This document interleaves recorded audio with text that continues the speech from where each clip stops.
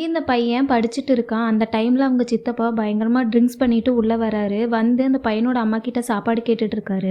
அப்ப அந்த பையனோட பாட்டி இறங்கி வந்து சொல்ற வேலையை ஒழுங்கா செய்யாதவனுக்கு சாப்பாடெல்லாம் கொடுக்காதுன்னு சொல்லி அவங்க பையனை பிடிச்சி பயங்கரமா திட்டுறாங்க. திட்டி முடிச்சுட்டு அவங்க வீட்டுல வேலை செய்யற ஒருத்தரை கூப்பிட்டு மண்வெட்டி எடுத்துட்டு வா, கருப்பு கோயில் வரைக்கும் போகணும்னு சொல்லி சொல்றாங்க. உடனே அந்த பாட்டியோட மருமக, கருப்பு கோயிலோட ஊத்து தண்ணி எல்லாருக்கும் பொதுவானது, நம்ம மட்டும் நம்ம வயலுக்கு காட்டுறது சரியில்லை, ஊர்க்காரங்களுக்கு தெரிஞ்சா பிரச்சனை ஆயிரும்னு சொல்றாங்க. உடனே அந்த பாட்டி யார் வந்து பிரச்சனை பண்ணாலும் நான் பாத்துக்கிறேன்னு சொல்லிட்டு போயிடுறாங்க. அப்படி இந்த பக்கம் பார்த்தா இந்த ஹாஸ்பிட்டல்ல ஒருத்தர் இறந்து போயிடுறாரு. அதை வந்து சிஸ்டர் டாக்டர் கிட்ட சொல்லிட்டு இருக்காங்க. உடனே டாக்டர் அவங்க ரிலேட்டிவ்ஸ் கிட்ட இன்ஃபார்ம் பண்ணிருங்க அப்படின்னு சொல்றாங்க. ஆனா அந்த சிஸ்டர் அவரோட பேரை தவிர வேற எதுவுமே தெரியாது, அவர் பேசின பாச கூட எதுவுமே எனக்கு புரியலன்னு சொல்லி சொல்றாங்க. உடனே அந்த டாக்டர் சரி நான் வந்து பாக்குறேன்னு சொல்லி அங்க போய் பாக்குறாரு. அங்க போய் பார்க்கும்போது அவருடைய பெட்ல 2 பேக் இருக்கு. அதுக்கப்புறம் ஏதோ பெருசா குச்சி மாதிரி துணியில சுத்தி வச்சிருக்காரு. உடனே இந்த டாக்டர் போய் அந்த பேக் எடுத்து உள்ள பாக்குறாரு. உள்ள ஒரு புக் இருக்கு. அந்த புக்கை எடுத்து ஓபன் பண்ணி பார்க்கும்போது இறந்தவர் அவரோட படத்தையே அவரு வரைஞ்சு வச்சிருக்காரு. அவரோட போட்டோ மட்டும் இல்லாம அந்த டாக்டரோட போட்டோவையும் வரைஞ்சு வச்சு அவருடைய பேர்ல இருந்து அவர் டாக்டரா இருக்கிறாருன்றது வரைக்கும் இருக்கு.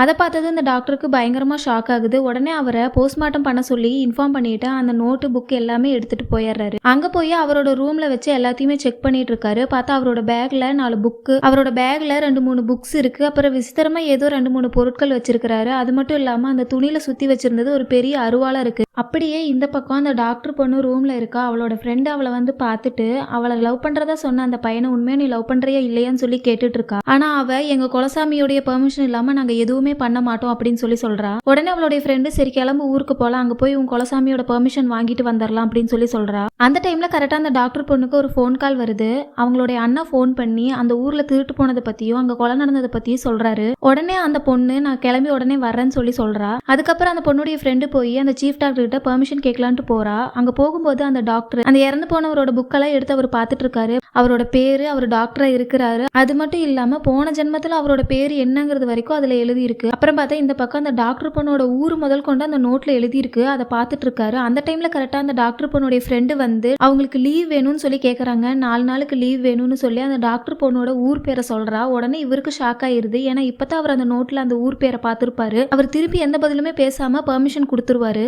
அப்படியே இந்த பக்கம் பார்த்தா அந்த குட்டி பையன் அவங்க பாட்டிக்கே தெரியாம பின்னாடி அவங்களே ஃபாலோ பண்ணிட்டு போய் ஒளிஞ்சு நின்று பார்த்துட்டு இருப்பான். அந்த வேலை செய்யறவன் ரொம்ப பயந்துட்டே வரப்பு வெட்டிட்டு இருப்பான். கரெக்டா வெட்டிட்டு இருக்கும்போது இடி இடிச்சு ஒரு மரக்கிளை ஒண்ணு உடஞ்சு அவன் மேல விழுந்துருது. உடனே அவன் பயந்துட்டு மண்வெட்டி வீசிட்டு ஓடிடுவான். அதை பார்த்து அந்த பாட்டி பயங்கரமா அவனை திட்டிட்டு அவங்களே வரப்பு வெட்டிட்டு இருக்காங்க. அப்ப அந்த சைட்ல இருந்து ஒரு 4-5 பேரு தீப்பந்தத்தோட வர்றாங்க. உடனே ஊர்க்காரங்க தான் வர்றாங்கன்னு நினைச்சிட்டு அந்த பாட்டி ஓடி போய் கருப்பு கோயில்ல ஒளிஞ்சுக்கிறாங்க. இந்த குட்டி பையனும் ஓடி போய் அவங்க பின்னாடியே ஒளிஞ்சுக்கிறான். பார்த்தா அந்த 4-5 பேர் வேற யாரும் இல்ல, அவங்க களவாணி கூட்டம். திருட போடுறதுக்கு முன்னாடி வந்து கருப்பு கோயில்ல சாமி கும்பிட்டு அவங்களுடைய கையை அறுத்து ரத்தக்காவு கொடுத்துட்டு போறாங்க. அந்த குட்டி பையன் அங்க இருந்தது அவங்க பாட்டியும் பாத்துறாங்க. பார்த்துட்டு அவனை வீட்டுக்கு கூட்டிட்டு போறாங்க. கூட்டிட்டு போகும்போது இங்க நடந்ததை பத்தி யாருக்கிட்டையும் எதுவும் சொல்லக்கூடாதுன்னு சொல்லி சொல்றாங்க. அந்த டைம்ல அவங்க பாட்டி அந்த பையன் கிட்ட ஒரு விடுகதை சொல்றாங்க. ஃப்ரெண்ட்ஸ், இந்த விடுகதைக்கு விட எனக்கு தெரியாது, உங்களுக்கு தெரிஞ்ச கமெண்ட் செக்ஷன்ல சொல்லுங்க.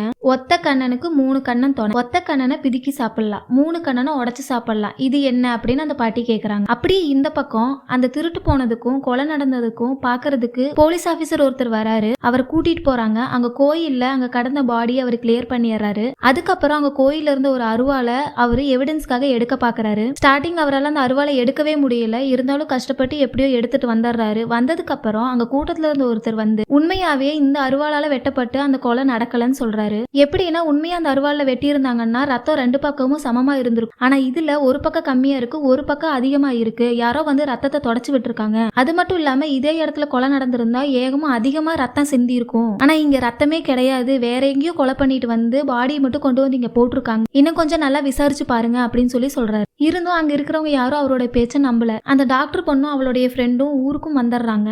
அவங்கள அந்த டாக்டர் பொண்ணோட அண்ணா வந்து வீட்டுக்கு கூட்டிட்டு போறாரு.